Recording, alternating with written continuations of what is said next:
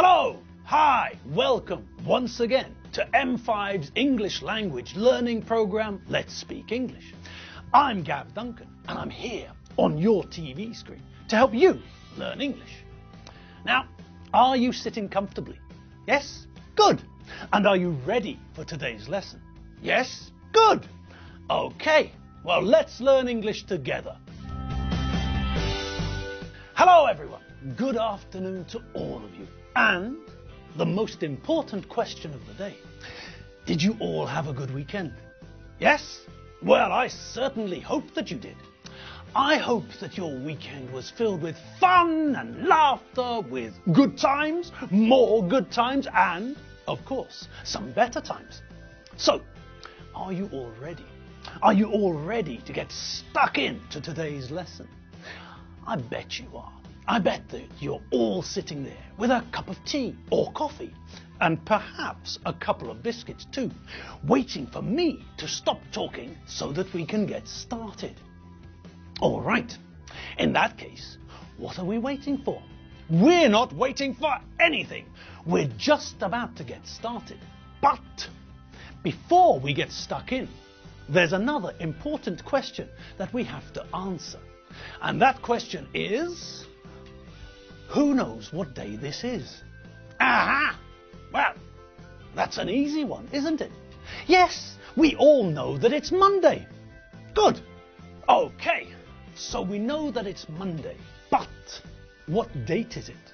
Do you all know the answer to that question? Of course you do. You're not brainless muppets. You lot are gods of English.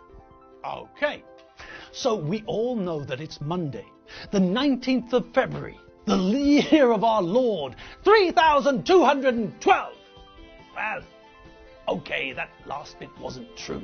It's not actually 3212, is it? No. I know that, and you know that. It's 2018. Okay, now, one last question. What week is this? Who's been keeping track? Aha! You've all been keeping track, and you all know this is week 75. Good. And what does that mean? Well, apart from the fact that it means that we're doing very well, we've been learning English for 74 weeks, which is phenomenal. But apart from that, the fact that the number of the week is divisible by 5 with no remainder means that this is a mini revision week. Yes, we're starting a mini revision week, and that means, unfortunately, that we're not going to find out how the Benchfield mystery is going to end. Nope, not this week. Still, never mind. We're going to get to the bottom of it, I promise. Cross my heart and hope to die, stick a needle in my eye. Okay, that's all well and good. But now, let's have a look at some of the stuff we've seen in the last few weeks. Good afternoon, everyone. Hello to you all. Welcome, welcome, welcome back to the studio. How are you all? Is everyone doing okay? And what about the weekend? Did you all have a good weekend? Did you do something nice? Did you go out with your friends? Did you go to the cinema? Perhaps you went to the opera, or maybe you went to the theatre. Perhaps some of you had a weekend full of sports, like Richie. How's the cricket going? Well, it still hasn't started yet. These stumps are very big, aren't they? Let's have a look. That's the rugby ground. Cricket's over there. Oh, yes! What's going on? They've broken for lunch. Or maybe some of you went away for the weekend. Maybe some of you went to visit your family and friends in the country, or maybe some of you went skiing. I don't know what you all got up to this weekend, but I sincerely hope that you all had a great time doing what you did. I mean, come on, it's the weekend. A time when you've got more time to do the things you enjoy doing. Okay, I know that for a lot of people, and believe me, I fall into this group. I fall into this category too. Lots of you and me, so lots of us, have to do stuff we don't really enjoy.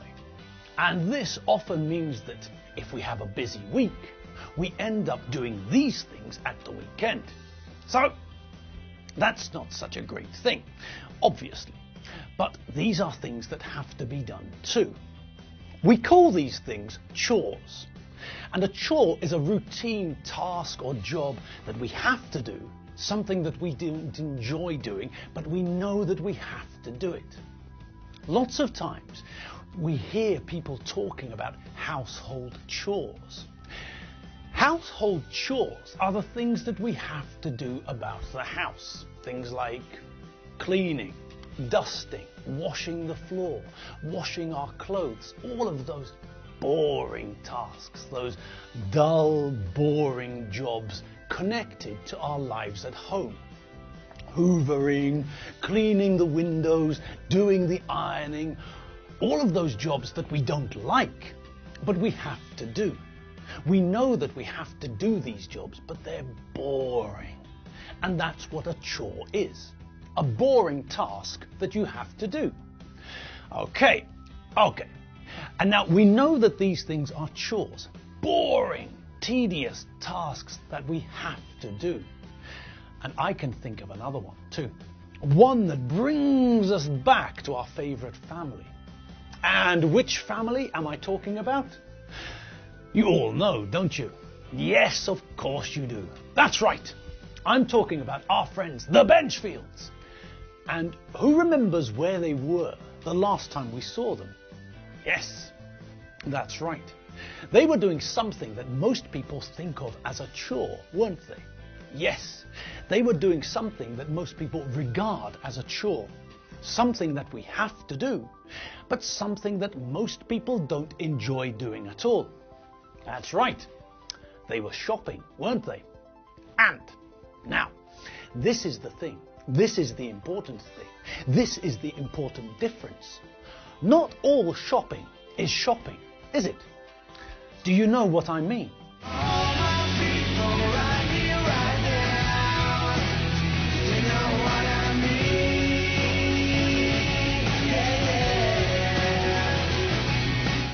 All right. And now Liam's asking you too. So, not all shopping is shopping, is it? What the Benchfields were doing when we saw them last was, well, that sort of shopping is normally considered a chore, isn't it? Most of us think that food shopping is boring.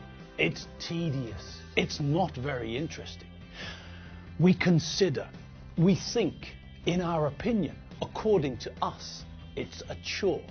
Something that we have to do, but a tedious task that we have to do. A boring job that is necessary, but definitely not fun. Okay, now there may be some people out there in the audience who enjoy food shopping. It's possible. We're all different, aren't we? Yes. So, when I say that food shopping is a chore, I'm only stating my opinion. I think that most people think food shopping is a chore, a boring job that we have to do. But, as I said, this is my subjective opinion. And if you like food shopping, if you're one of the group that loves going to the supermarket, then great. Congratulations. Okay, now, back to the rest of us. Most of us don't like food shopping. It's boring. Walking around and around and around the supermarket, picking things up off the shelves, putting them into your trolley, trying to maneuver your trolley past all the other trolleys, and all the rest of it. All that boring, tedious wandering about in the supermarket with horrible, bright, white, cold lighting. But, as I said earlier, not all shopping is shopping, is it? I mean, most of us don't like shopping for food. But what about shopping for other things? Yes, lots of people enjoy shopping, don't they? All right, I know. I know that there are lots of people out there screaming "No!" at the television set at the moment, and that's okay. We all know that there is the stereotypical man who doesn't like shopping. But I'm not sure that it's really true. I don't know. You all know what a stereotype is, don't you? Well, let's start with the word typical, shall we? Now, this isn't an easy word to define, so bear with me. Typical is an adjective which suggests that something has the characteristics of a certain type of person or thing. So, for example, we can talk about architecture and use the adjective typical. The buildings on South Beach in Miami are typical of 1930s Art Deco. So, with this sentence, all that we're saying is that these buildings are representative of 1930s Art Deco. These buildings have all the qualities of 1930s Art Deco buildings. When we look at these buildings, they tell us 1930s Art Deco. Okay. Now let's think of another example. Well, we often use the adjective typical to say that something is characteristic of a certain person, a certain thing, and it can be positive or negative. What do you mean Steve hasn't finished the speech? Oh God, that's typical of him. He's so slow at his job. A snail would beat him in a race. So, in this example, we're saying that this sort of behavior, the fact that this person, Steve, hasn't finished the job by the deadline, is typical. This is the sort of behavior we associate with Steve. He's slow, so slow that a snail is faster, and because of this, he didn't manage to finish the job. Typical. Now, people often use typical when something confirms what they think usually happens. To confirm is to say that something that we think is true is true. When you go on holiday to another country, you travel abroad, and you carry your passport to confirm that you are you.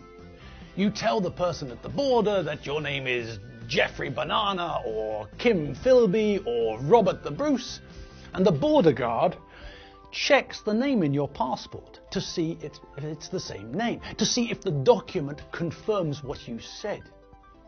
It's the same thing which happens in films about spies. In order to make sure that the secret information gets to the right person, the person with the secret information asks for confirmation, asks the other person to confirm their identity before they give them the secret information. The same thing also happens to us, normal people, people who aren't spies. When you want to check your email, for example, you open up the email program on your computer and you go to your inbox to see if there are any new exciting emails for you. Now, before you can get your new emails, your computer and the email server have to establish that this is your computer and this is your email account. So, when you open up the program you use to read and send emails, the program starts to communicate with the email server. It sends information to the server to show, to confirm, to establish that this is your computer, this is your email account, and this is you checking your email. Or perhaps you work for the CIA or the FBI or someone like that.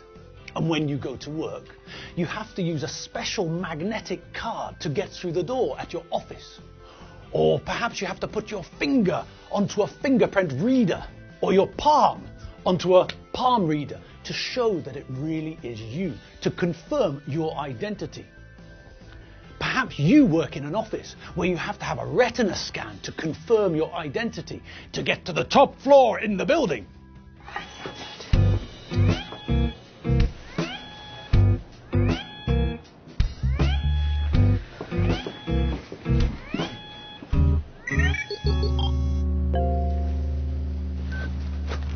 have a good day, sir.